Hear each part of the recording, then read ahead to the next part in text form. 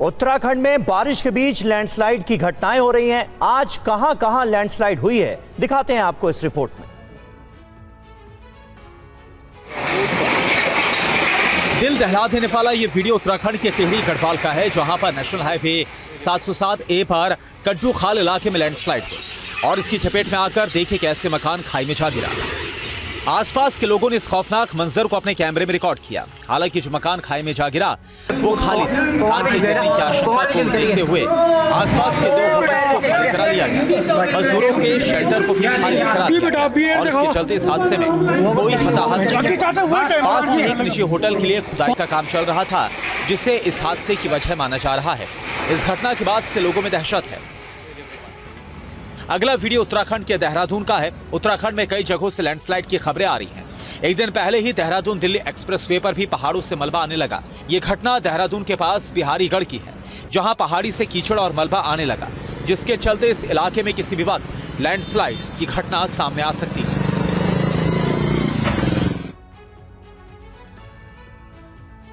हिमाचल प्रदेश और उत्तराखंड से लैंडस्लाइड की कुछ और तस्वीरें सामने आई हैं। एक और रिपोर्ट देखिए।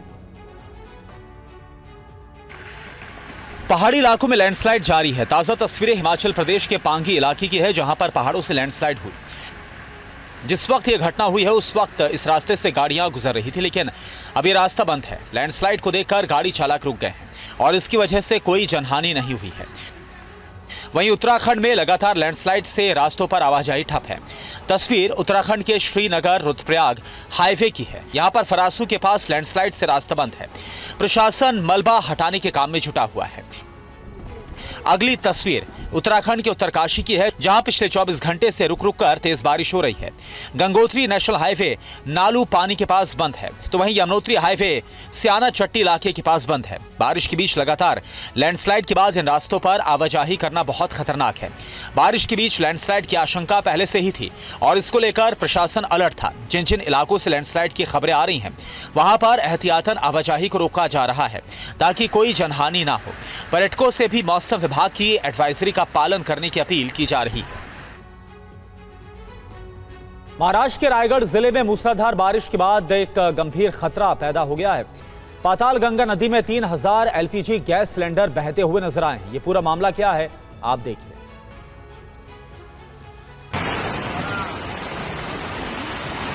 रायगढ़ का ये नजारा किसी फिल्मी सीन की तरह लग रहा है, लेकिन हकीकत बहुत खतरनाक है। एचपीसीएल के पाताल गंगा एलपीजी बॉटलिंग प्लांट के परिसर में तेज बारिश और जल भराव की वजह से करीब 3000 गैस सिलेंडर नदी में बह गए। किती म्हणजे काका ही कोणती कंपनी है? कहा जा रहा है कि कुछ सिलेंडर भरे हुए हैं तो कुछ खाली। लगातार हो रही मूसलाधार बारिश ने न सिर्फ प्लांट परिसर में पानी भर दिया, बल्कि सुरक्षा दीवारें भी प्रभावित हो चुकी हैं। नतीजा ये हुआ कि सिलेंडर एक एक कर पाताल गंगा नदी की तेज धारा में जा गिरे। नदी के किनारे रहने वाले स्थानीय लोगों ने जब ये दृश्य देखा तो होश उड़ गए। घटना को देखते हुए जिला प्रशासन, पुलिस, फायर ब्रिगेड की टीमें तुरंत अलर्ट मोड पर आई। सिलेंडर्स को रिकवर करने के लिए रेस्क्यू ऑपरेशन शुरू हुआ, लेकिन तेज बहाव और लगातार बारिश की वजह से काम मुश्किल हो रहा है। प्रशासन ने लोगों से अपील की है कि अगर कहीं कोई सिलेंडर नजर आए तो तुरंत स्थानीय प्रशासन या कंट्रोल रूम को जानकारी दें और सुरक्षित दूरी बनाए रखें। और प्रशासन की कई चेतावनियों के बावजूद पाताल गंगा में बहे सिलेंडर की लूट क्यों मच गई, इस रिपोर्ट में देखिए। एचपीसीएल प्लांट से बह गए ये सिलेंडर नदी के तेज बहाव के साथ दूर दूर तक पहुंच गए। घटना की खबर फैलते ही स्थानीय लोग पानी में उतर गए ताकि बहते सिलेंडर को लपककर अपने घर ले जाया जा सके। नदी में बहते खाली सिलेंडर देखते ही लोग अपनी गाड़ियों और मोटरसाइकिलों पर इन सिलेंडर को लादकर ले जाने लगे। TV9 के कैमरे की इन तस्वीरों को देखिए, कैसे लोग कई सिलेंडर उठाकर बाइक, ऑटो से ले जाने में जुटे हैं। जिला प्रशासन ने इस मामले को बेहद गंभीरता से लिया। जिलाधिकारी किशन जावले ने नागरिकों को सख्त चेतावनी जारी की है। जिलाधिकारी ने कहा कि नदी या नदी किनारे कोई भी गैस सिलेंडर दिखे तो उसे किसी भी हालत में हाथ न लगाएं, न हटाने की कोशिश करें और न ही घर ले जाने की कोशिश करें। प्रशासन के मुताबिक बाढ़ में बहकर आए इन सिलेंडरों में गैस बची है या नहीं, ये सुरक्षित है या नहीं, इसका अंदाजा लगाना असंभव है। अगर कोई सिलेंडर लीक हो रहा है या उसमें दबाव है तो छेड़छाड़ करने पर गैस रिसाव या विस्फोट हो सकता है, जिससे जान माल का भारी नुकसान हो सकता है। वहीं गुजरात में मॉनसून एक्टिव होते ही भारी आफत आ गई है। हालात ऐसे हैं कि लोग घरों में कैद होने को मजबूर हैं। आखिर क्या है सूरत, नवसारी, अहमदाबाद के हालात, इस रिपोर्ट में देखिए। यह तस्वीर किसी तालाब, नदी की नहीं, बल्कि यह तस्वीर है गुजरात की सड़कों की, जहां नदियां घरों तक अपनी पहुंच बना चुकी हैं। सूरत में हालात बहुत गंभीर हैं। शहर के कई इलाकों में 10 से 12 फीट तक पानी भर गया है। सड़कें नदियों में तब्दील हो गई हैं। BRTS, bus stand, petrol pump और रिहायशी इलाके पानी में डूब गए हैं। लोग अपने ही घरों और अपार्टमेंट्स में कैद होकर रह गए हैं।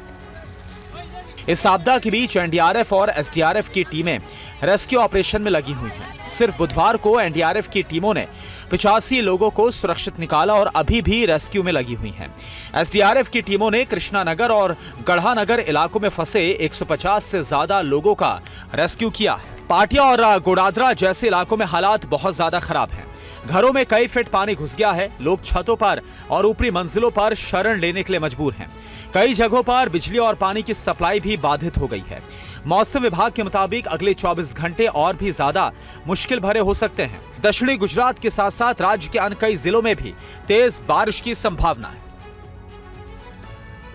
इधर जम्मू में बारिश का दौर जारी है। कई जगहों पर लगातार हो रही भारी बारिश के बाद खतरा काफी ज्यादा बढ़ गया है और प्रशासन इस खतरे को देखते हुए कदम भी उठा रहा है। आप देखिए।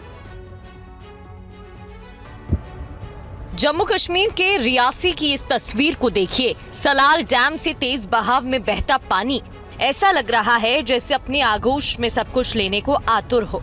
रियासी के पहाड़ी इलाकों में पिछले कई घंटों से हो रही तेज बारिश ने चिनाब नदी को विकराल रूप दे दिया। नदी का जलस्तर तेजी से बढ़ रहा है। हालात देखते हुए स्थानीय प्रशासन और national hydro electric power corporation ने तत्काल कार्रवाई करते हुए सलाल बांध के कई गेट खोल दिए हैं। सलाल बांध के साथ साथ चिनाब नदी पर बने बगलेहार बांध के गेट भी खोले गए हैं। सलाल बांध के गेट खोलने का मकसद बांध पर बढ़ते पानी के दबाव को कम करना और नियंत्रित जल प्रवाह सुनिश्चित करना है। बांध के गेट खुलने का असर निचले इलाकों में साफ दिख रहा है। नदी किनारे बसे गांवों और इलाकों में पानी का स्तर तेजी से बढ़ रहा है। प्रशासन ने पूरे क्षेत्र में हाई अलर्ट जारी कर दिया है। जिला प्रशासन ने स्थानीय लोगों और यात्रियों से सख्त अपील की है कि ये लोग चिनाब नदी के किनारों, जलमग्न क्षेत्रों और कमजोर पुलों से दूर रहें। और उत्तराखंड के हरिद्वार में लगातार हो रही भारी बारिश ने जनजीवन को बुरी तरह से प्रभावित किया है। शहर के कई इलाकों में भारी जल जमाव हो गया है। क्या है ताजा हालात, इस रिपोर्ट में देखिए। बारिश थमने का नाम नहीं ले रही, लेकिन कई घंटों से लगातार हो रही मूसलाधार बारिश ने धर्मनगरी हरिद्वार को भी जलमग्न कर दिया। भगत सिंह चौक, रेलवे स्टेशन के आसपास कनखल और ज्वालापुर इलाके पानी पानी हो चुके हैं। सड़क नदी में तब्दील हो गई। घुटनों तक पानी आ गया। गाड़ियों की आवाजाही लगभग ठप है। राहगीर पानी में ही किसी तरह से पार करते हुए सड़क को अपनी मंजिल तक पहुंचने की कोशिश में जुटे हैं। सबवे में पानी भरा होने की वजह से बसों की रफ्तार थम चुकी है। कई गाड़ियां पानी में खराब हो चुकी हैं। कई पानी में जाकर अपनी रफ्तार जैसे भूल गई। स्टैंड और रेलवे स्टेशन के आसपास भी पानी भरा होने से यात्रियों की मुश्किलें बढ़ती जा रही हैं। प्रशासन और एनडीआरएफ की टीमें जल जमाव वाले इलाकों में पंपिंग शुरू कर चुकी है, लेकिन लगातार बारिश की वजह से राहत कार्य भी प्रभावित हो रहे हैं। हरिद्वार के साथ साथ उत्तराखंड के ज्यादातर इलाकों में बारिश का कहर जारी है। प्रशासन ने लोगों से अपील की है कि जरूरी ना हो तो घरों से बाहर ना निकलें। मौसम विभाग ने अगले 24 घंटे में और तेज बारिश की चेतावनी दी है।